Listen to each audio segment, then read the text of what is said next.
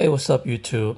I'm a little out of breath because I tried to make a couple of videos already. I didn't like the way they were going. So if I'm a little out of breath, that's the reason why. But obviously, a lot of people was rooting for this to happen. A lot of people didn't like the Thunder, including me. I didn't like the way they played, and I also didn't. I didn't. I feel like they didn't have that it factor, at least to me.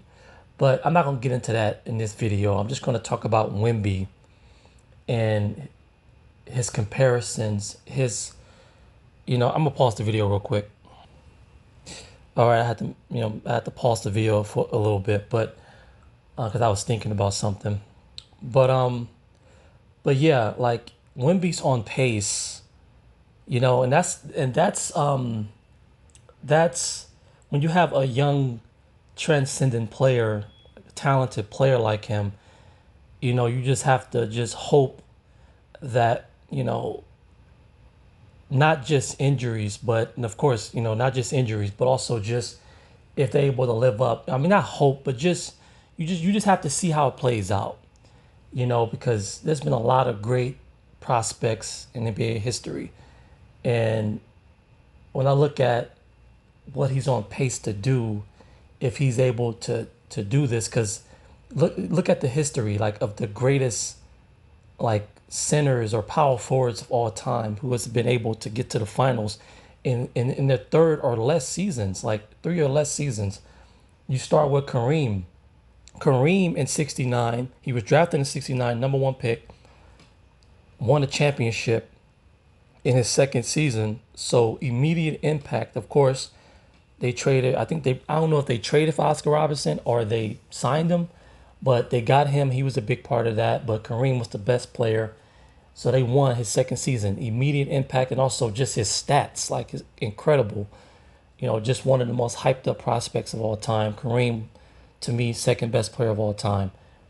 And then you got Hakeem Olajuwon, number one pick, got to the finals in '86. He had Ralph Sampson alongside him, and just a great player, the greatest skilled center of all time. Made the finals the second season, and also ended up, winning back-to-back titles. And obviously with Kareem winning five more with the Lakers, and we know how great Kareem was.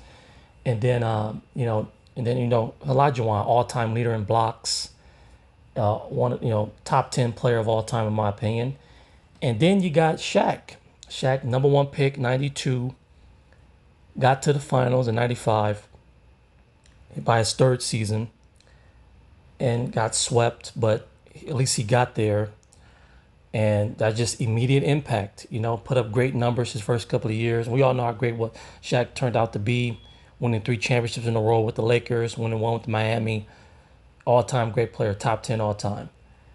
Then you got Tim Duncan, number one pick. Wins a championship in his second season. Had David Robinson alongside him. Some good, solid role players around him.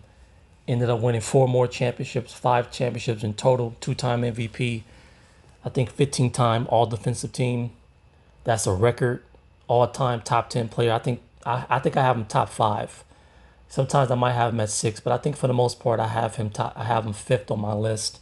To me he's a top five player, at least for now. Sometimes I think for the most part I have him fifth on my list, and just an all-time great player, just consistency. And now you got Wemby, making it his third season. So you look at the pace that he's on. The pace that he's on is historic. Like those players that I've named are historic players. Like they're all-time players. So all we can do, especially if you like the way he play, and I love the way he play. Great defensive player, very good offensive player. The way he approaches the game, you know, just he stays healthy, no major injuries, and he has it, man. As long as he stay healthy, no injuries, he can do it, man. As long as he had the team around him, and he don't have moments where he don't step up or he choke throughout a series, he can do it. You put the right pieces around him, he can do it. And I just thought about that. Like the pace that he's on is incredible. But this video lasted longer than I wanted to. I wanted this video to be a short, but hey. But anyway, peace.